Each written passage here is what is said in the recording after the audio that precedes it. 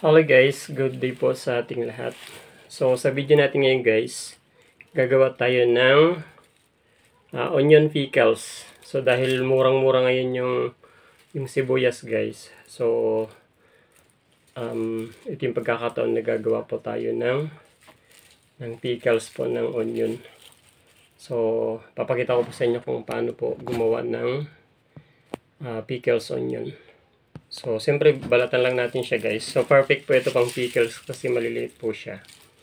So, balatan lang natin siya and babad natin sa tubig. And, mamaya hahaluan po natin ng mga ingredients po niya. Yun, eksaktong-eksakto po ito. So, para hindi po masira kasi madami tayong binili. Gawin na natin pickles. So, hiwain lang natin dyan para hindi natin paghihiwalayin siya. Buo lang pero nilagyan natin ng hiniwa natin. So naglagay lang tayo ng tubig na dito sa lagayan niya. Yan. Minsan kasi guys, dumarating yung time na sobrang mahal po yung sibuyas po natin. So ngayon kasi maabot na ng 30 pesos So samantalahin natin na gumawa. And then tingnan natin kung magagamit din natin siya later on sa pangsahog pa rin po. So naghahanap kasi ako guys kung paano mag-preserve po ng onion. So nahanap ko po is gumawa ng pickles. At titikman natin kung masarap siya. And gagawa po tayo ng marami. So inihiwa ko lang siya dyan para mas manuot po yung mga ingredients po natin mamaya. So, ganyan. 4 lang po siya. Pero hindi natin paghihiwalayin.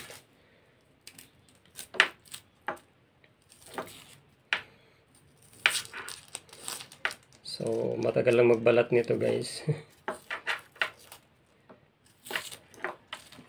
Grabe, sobrang mura kasi ngayon. Di, hanap tayo ng way kung paano natin siya ma-preserve. Yung ating mga sibuyas ngayon. And kung okay siya, gagawa tayo ng marami guys. Pwede natin pang benta din later on kapag okay yung lasa niya.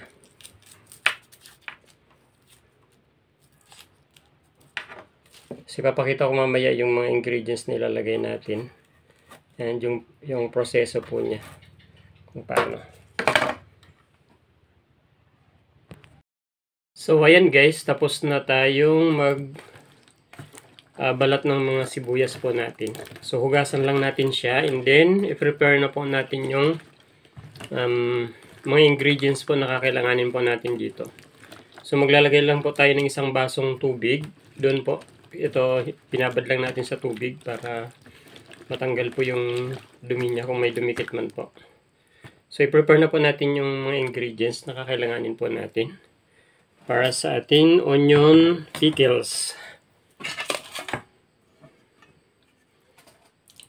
So yan, maglagay tayo ng isang basong water. Tapos isang basong sugar din. Was yung ginamit po natin, sugar.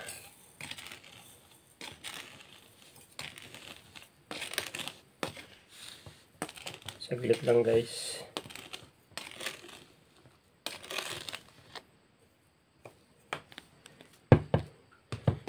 Ayun, isang baso.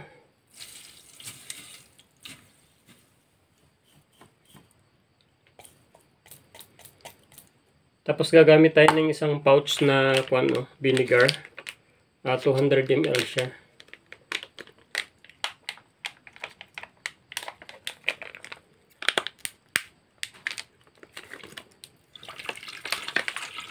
Ayun. Lagay natin lahat. Tapos maglagay tayo ng paminta. Pwedeng durog, pwedeng ito buo itong nabili ko. Lagyan ko ng 4 na sachet.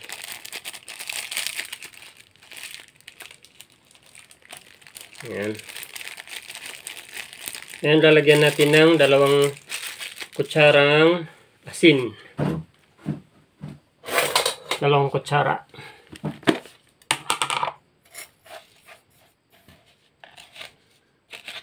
Yan.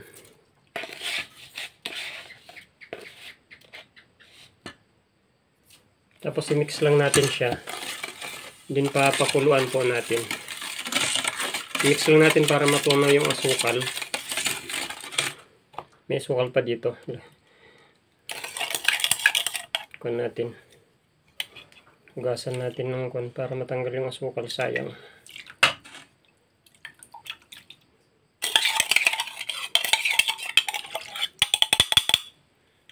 So yan, so haluin lang natin siya guys. And then ipapakulo na natin ito. No? Pag kumulo, saka natin ilalagay yung mga binalatan nating sibuyas. And then ilagay natin yung sibuyas. Okay, tara guys, ilutuin na natin siya. So yan guys, nakasalang na po yung ating ingredients. Papakalon lang natin. Hinahalo-halo natin siya para matunaw yung asukal at saka yung asin niya. And may mix ng maayos yung sugar and yung vinegar niya. Pag kumulo mamaya guys, saka natin ilalagay. Yan. Yan guys, malapit nang kumulo. Lalagay na natin yung mga binalatan nating sibuyas. Yan. Bali, 1 kilo nga pala itong binalatan natin guys. 1 kilong sibuyas. Kamayin na natin, nakahugas naman tayo. Kasi inugasan natin yan. Para mabilis natin mailagay. So, ang kagandahan nito kasi guys, need talaga ng body din natin itong sibuyas. Kasi nga, nagsisilbing antibiotic po ito sa katawan natin. So, para hindi masayang po kasi sobrang mura yung sibuyas ngayon. So yan, gagawa na tayo ng pickles para one week din para ma-preserve po natin siya. And then titikman natin mamaya kung pasado siya. Kung masarap po siya. Kung okay ito ay gagawa tayo ulit. Kasi kapag ganito na siya guys, tatagal na po yung span po ng ating sibuyas. Ayan guys, nailagay na natin yung sibuyas. So hindi natin siya masyadong lutuin. Kanina saglit lang po yung pagkuhan natin. So pinatay na natin guys. Para maluluto lang din siya habang naka-preserve po siya dyan. So ayan guys, okay na siya. Medyo hindi natin niluto siya ng maayos. So, ginagawa natin ngayon, papalamigin lang natin siya and lalagay natin sa jar. And titikman din natin mamaya kapag okay na. So, hiniwa ko siya guys para manuot yung niya. Manuot yung lasa. Yan, sana mag-okay yung result niya para ma-preserve natin yung napakaraming sibuyas po ngayon, sobrang mura. So bibili din po ako ulit guys. Nung Sunday kasi 30 pesos na lang per kilo. So kapag okay siya, makapag-preserve tayo ng mas madami guys. So ito na guys yung naluto natin. So pickles onion na siya guys. So wag lang natin siya takpan na mainit pa. And syempre, hindi natin siya titikman ngayon. Ayan. Titikman na natin siya. So maganda sa katawan kasi ito guys. Kasi magiging kuha natin siya. Antibiotic. Ayan. So tingnan natin kung ano. Kung okay yung timpla niya. Then mag-adjust tayo sa susunod. So, since tapos na din ako kumain ng hapunan guys, ito yung pinaka-dessert natin. So, hindi lang natin mantakpan kasi medyo mainit pa siya. Try natin.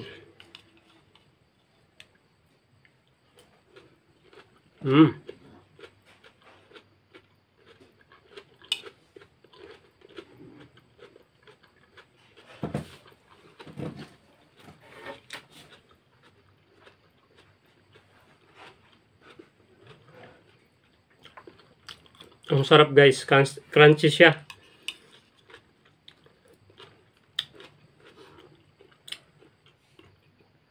Yung sabaw niya medyo maalat. So magbawas po tayo. Instead na 2 tablespoon guys, gawin lang natin 1.5. Medyo maalat siya ng kaunti. Pero okay lang naman. Pero mas okay pag bawasan natin. 1.5 lang.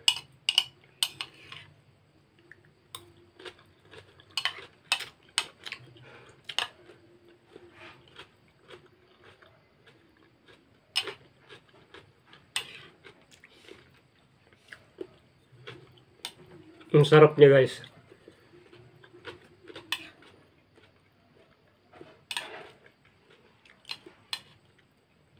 Hindi ko alam kung ilang months yung abutin nito. Pero dapat malamig na siya bago natin siya takpan.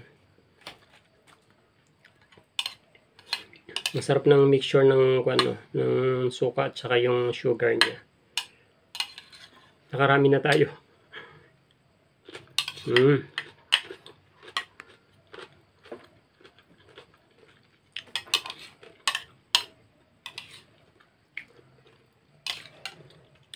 So, merong maraming sibuyas guys, gawin nyo to para hindi masayang.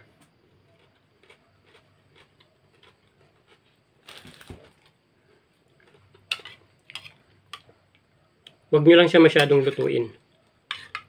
Para crunchy siya pag nginuya.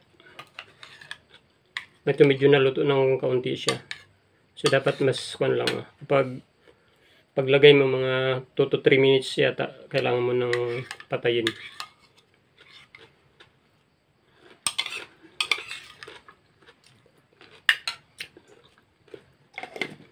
Masarap siya.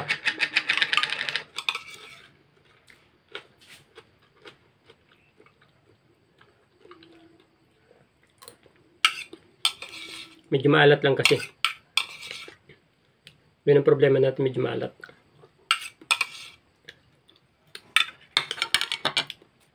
Bawas asin lang tayo guys. Ayan, thank you for watching guys. Pa-share naman po para yung may mga sibuyas ngayon na nahirapan mag-dispose ay meron silang magawa para hindi masayang po. Thank you for watching guys.